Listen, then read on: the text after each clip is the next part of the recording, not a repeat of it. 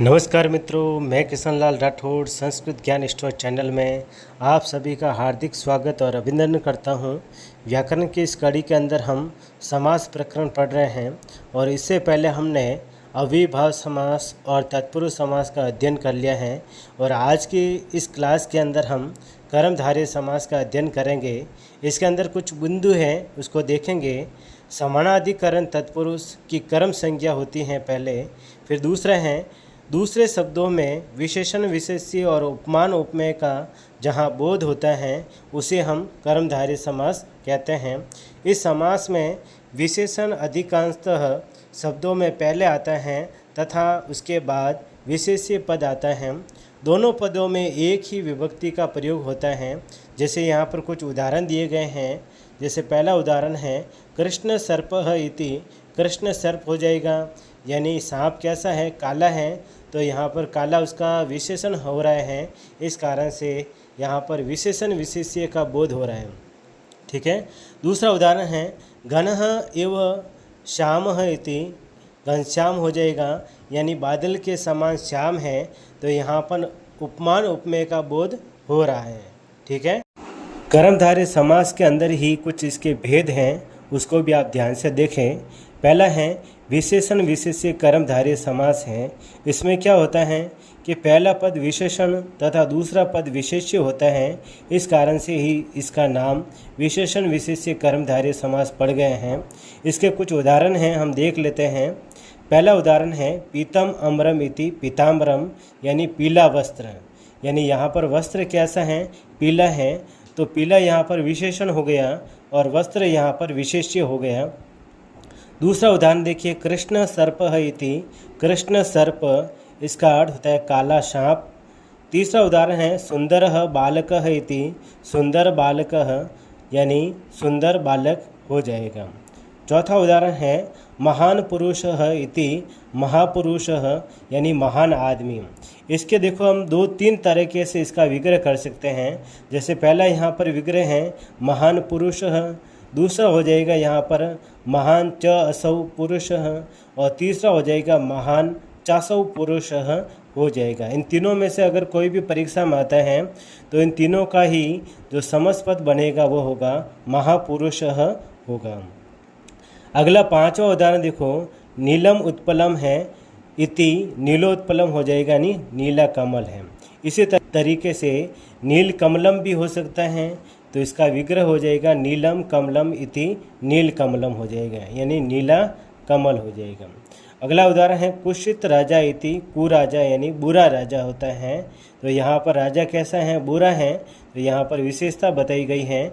इस कारण से इस प्रकार के कहीं पर भी उदाहरण मिलते हैं जहाँ पर पहला पद विशेषण और दूसरा जो विशेष्य होता है वहाँ पर कौन सा समास होगा, वहाँ पर कर्मधारय समास हो जाएगा। कर्मधारय समास का दूसरा भेद है उपमान उपमेय कर्मधारय समास। इसमें क्या होता है देखिए, पहला पद उपमान होता है और दूसरा पद उपमेय होता है। इसको समझ लेते हैं कि उपमान और उपमेय क्या होता है। अगर एक शब्द में किसी प्रकार की कोई उपाधि दी जाती है तो वो उसका उपमान हो जाएगा और जिसको उपाधि मिल रही है वो उसका उपमेय हो जाएगा। जैसे यहाँ पर उदाहरण है मीनः इव नयनम इति, समस्त पद होगा मीन नयनम यानी मछली के समान आँख। ठीक है ना। तो यहाँ पर आँखें जो हैं वो मछली के समान बताई गई हैं, तो यहाँ पर आँखों की जो उपाधि दी गई हैं वह है मछली के समान आँखें। ठीक है। दूसरा उदाहरण है चंद्रः एव मुखम इति, चंद्रमुखम हो जाएगा, चंद्रमा के समान मुंह है, तो यहाँ पर मुंह में चंद्रमा की उपाधि दी गई है। अगला तीसरा उदाहरण है घनः एव श्यामः इति, घनश्याम हो जाएगा, बादल के समान श्याम, तो श्याम में उपाधि दी गई है वह बादल की है कि बादल भी काला है और श्याम भी कैसा है, काला है। अगला उदाहरण देखिए कुसुमम एव कोमलम इति, कुसुम कोमलम यानी फूल के समान कोमल। ठीक है। अगला उदाहरण है शैलः एव उन्नतः इति, शैलो उन्नतः यानी पर्वत के समान ऊंचा। ठीक है। तो ये यहाँ पर जो दूसरा भेद हो गया उपमान उपमेय कर्मधारय समास। जहाँ कहीं भी इस प्रकार के उदाहरण होंगे वहाँ पर उपमान उपमेय कर्मधारय समास जो वहाँ पर हो जाएगा।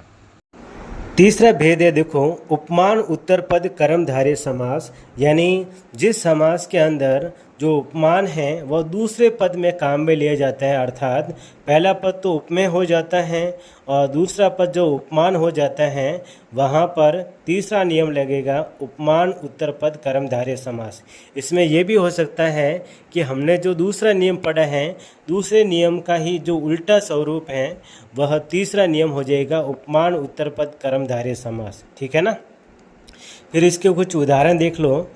पुरुषः व्याघ्रः इव, पुरुष व्याघ्र हो जाएगा, यानी आदमी बाघ के समान है। तो यहाँ पर जो है आदमी में बाघ की उपाधि दी गई है। ठीक है ना। अगला देखो, करः किसलियम इव, तो कर किसलियम हो जाएगा, हाथ फूल के समान है।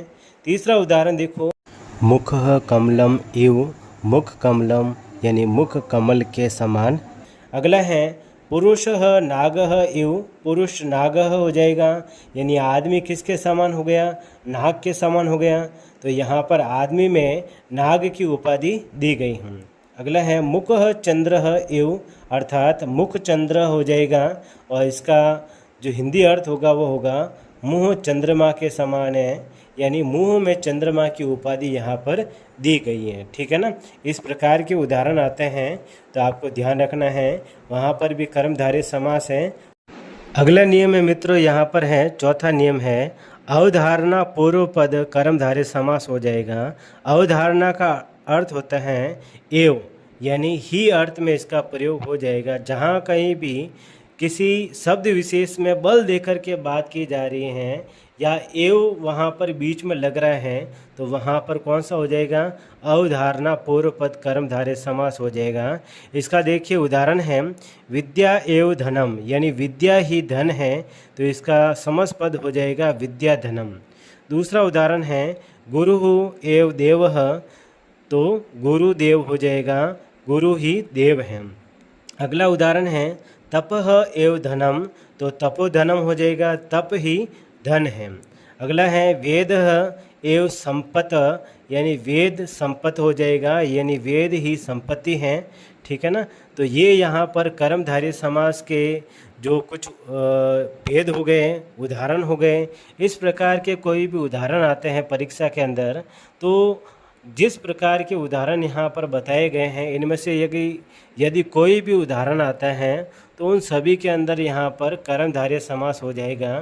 ठीक है ना। ये आपको ध्यान में रखना है। वीडियो आपको कैसा लगा है, अच्छा लगा है तो अधिक से अधिक इसको लाइक करें, शेयर करें और चैनल को सब्सक्राइब करना नहीं भूलें।